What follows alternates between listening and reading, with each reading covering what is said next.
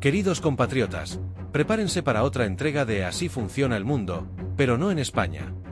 Porque mientras en otros países un chiste desafortunado te cuesta el cargo, aquí puedes meter la pata, pisotear la lógica, reírte del contribuyente y seguir tan campante, como si nada.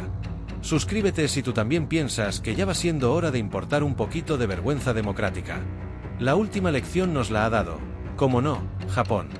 Un país donde los trenes llegan en hora, los políticos no gritan en el parlamento y atención, la palabra dimisión no es ciencia ficción. Taku Eto, ministro de Agricultura, ha renunciado tras bromear, sí, bromear, diciendo que no necesita comprar arroz porque le regalan de sobra sus simpatizantes. Parece poca cosa, ¿verdad? Aquí lo hubieran llamado anécdota, lo hubieran disfrazado de sinceridad campechana y hasta habría dado para sketch de humor. Pero en Japón, eso bastó. La oposición saltó como un resorte, el primer ministro cedió, y Eto hizo lo que se espera de un adulto funcional en democracia, se fue. Y uno no puede evitar mirar a España, respirar hondo y pensar, ¿dónde firmamos para importar un poco de esa cultura política? Porque, queridos amigos, aquí llevamos una racha digna del Guinness, 0 dimisiones desde que Pedro Sánchez llegó al poder en 2018. Y ojo, no porque no haya habido motivos.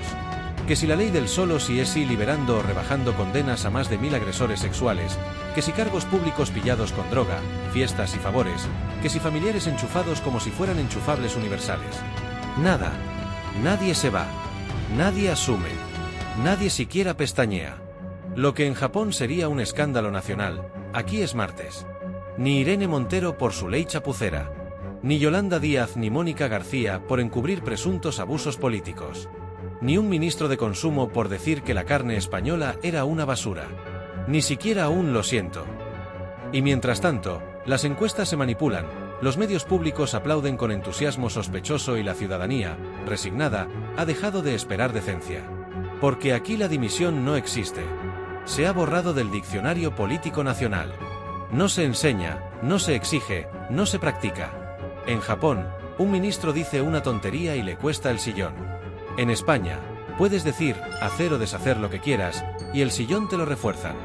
Puedes tener el respaldo de una encuesta con menos fiabilidad que un horóscopo, puedes acumular escándalos como cromos, puedes convertir la televisión pública en un plató de reality, y sigues. Como si nada. Resistiendo. Sonriendo. Dando lecciones de moral en las ruedas de prensa. Y esto, claro, no es casualidad. En Japón, la dimisión es un acto de responsabilidad, de ética pública, incluso de honor. Aquí, la dimisión es vista como una traición al partido. Como un pecado capital contra la maquinaria del poder. Por eso, aquí seguimos, viendo cómo en otros países se depuran responsabilidades, se rinden cuentas, se protegen las instituciones. Y mientras tanto, en España, la política se ha convertido en un fuerte, se aguanta todo. El ridículo, la corrupción, el abuso, la incompetencia, el desprecio al ciudadano, los bulos, lo que sea.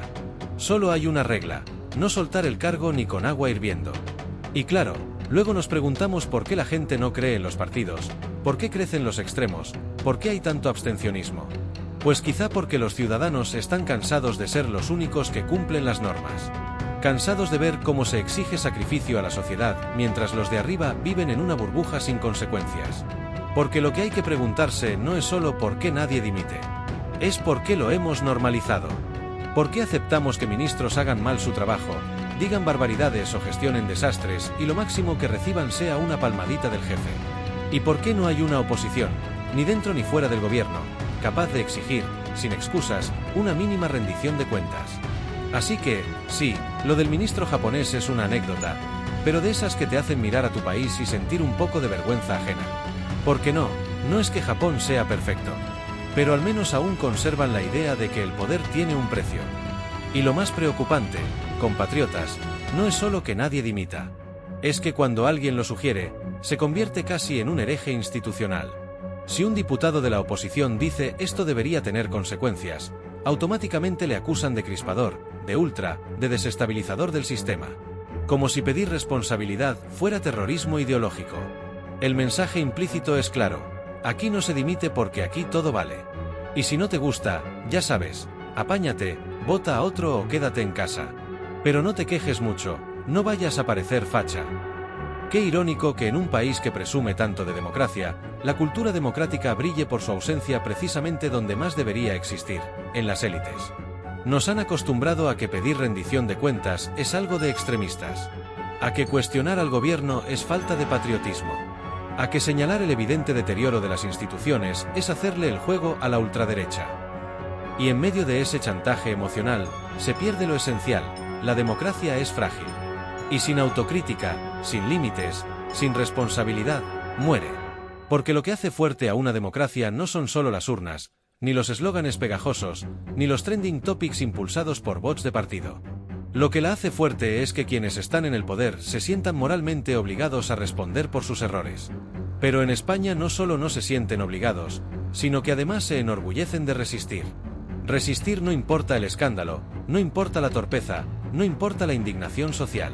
Puedes liberar agresores sexuales, mentir en campaña, enchufar a tu prima en un consejo de administración, colarte en un falcón para ir a conciertos, cambiar leyes según te convenga, y ahí sigues, como si nada. Y esto no es una exageración. Basta con mirar los titulares de los últimos años. Uno tras otro, escándalos que habrían hecho caer gobiernos enteros en otros países. En Japón, un ministro se va por una broma sobre arroz. Aquí, puedes estar implicado en tramas de corrupción y ser ascendido a secretario general de algo. El caso de Taku Eto no es anecdótico. Es simbólico. Nos recuerda que hay lugares donde el sentido del ridículo, del honor y del respeto al ciudadano aún existen. Aquí, en cambio, todo se explica. Todo se matiza. Todo se relativiza. ¿Qué hay más de 1000 agresores beneficiados por una ley mal hecha?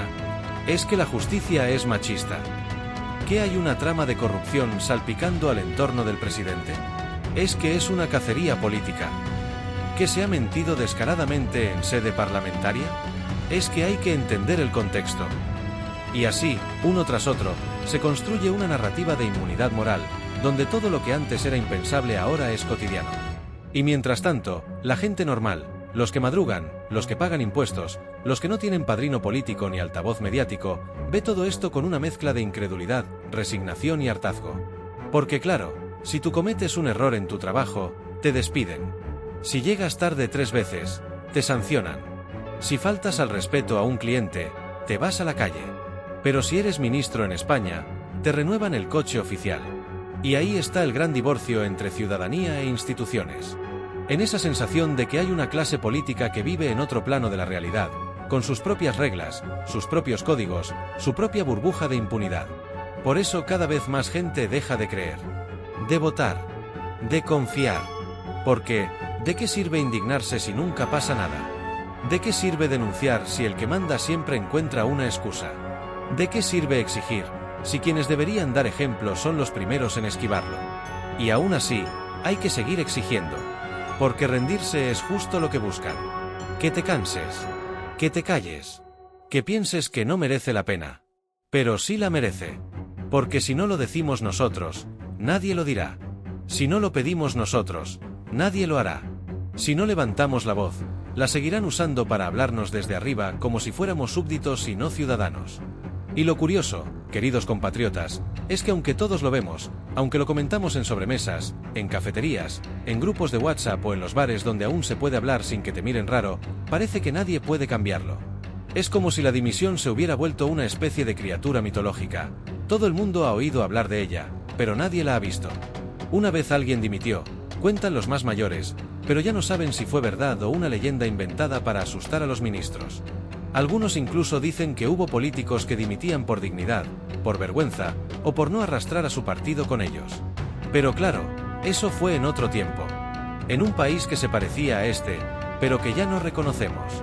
Porque ahora, si un político dimite, no es por haber metido la pata, sino porque tiene algún plan mejor. Como cambiarse de partido, fichar por una empresa del IBEX, o largarse a Europa a vivir la buena vida a base de dietas, subvenciones y sueldos blindados. Eso no es dimitir. Eso es promocionar. Dimisión, en el sentido noble de la palabra, la que nace del compromiso con el bien común, la que significa yo me voy porque he fallado, esa no se estila. Está fuera de catálogo. Y mientras tanto, en la realidad paralela de los ciudadanos normales, la cosa no va mejor. Porque cuando tú cometes un error en el trabajo, tienes consecuencias. Si un médico se equivoca, le investigan. Si un profesor hace algo mal, le llaman al despacho. Si un policía abusa de su poder, le abren expediente. Pero si un ministro comete un error catastrófico, como redactar una ley que acaba soltando a violadores, te dan entrevistas en Prime Time y lo justifican como una conquista feminista. Y eso, no lo olvidemos, con dinero público. Con nuestro dinero. Y aún hay más. Porque esto no se trata solo de Sánchez, ni de su gobierno, ni del partido de turno. Esto ya es estructural. Es una forma de entender la política donde el cargo no es un servicio, sino un derecho vitalicio. Donde la ideología es un escudo, no una brújula. Donde la autocrítica es debilidad y la arrogancia, virtud. Donde cada crisis es una oportunidad, para no hacer nada. Y en ese ecosistema, ¿cómo van a dimitir? ¿Por qué lo harían? Si el sistema entero está diseñado para blindarlos. Si la opinión pública está narcotizada con propaganda. Si los medios que deberían fiscalizar han sido comprados, cooptados o directamente convertidos en agencias de prensa gubernamentales. ¿Cómo se puede esperar que alguien dimita cuando sabe que, haga lo que haga, no solo no se le exige responsabilidad, sino que se le aplaude desde ciertos sectores ideologizados? Cuando un error ya no es un problema si lo comete uno de los nuestros. Cuando un escándalo solo importa si lo hace el otro. Y así, se ha construido una burbuja perfecta. Una clase dirigente blindada por la impunidad, alimentada por la indiferencia y protegida por la polarización. Una clase política que no tiene miedo al castigo, porque sabe que ya casi nadie castiga. Que los votantes se han cansado. Que muchos han dejado de esperar algo mejor. Que mientras haya fútbol, series y TikTok, el ruido político se diluye en el día a día. Pero ahí está el verdadero peligro. Porque la democracia no muere de golpe. No se derrumba con tanques ni con golpes de Estado. La democracia se erosiona. Se desgasta. Se vacía por dentro mientras todo parece seguir igual por fuera. Y cuando nos damos cuenta, ya es tarde. Las instituciones ya no funcionan. La confianza ha desaparecido. Y la resignación se ha convertido en rutina. Por eso, lo del ministro japonés no es una curiosidad cultural. Es un espejo. Un recordatorio. Una alarma. Nos dice, mira lo que debería ser normal. Y nosotros respondemos, aquí eso ya no pasa. Y eso, queridos compatriotas, es lo más triste de todo. Que hemos normalizado la anormalidad. Que lo escandaloso ya no escandaliza. Que lo vergonzoso ya no da vergüenza. Que cuando alguien dimite en otro país por una tontería, aquí no decimos que exagerados. Decimos, ¡qué envidia!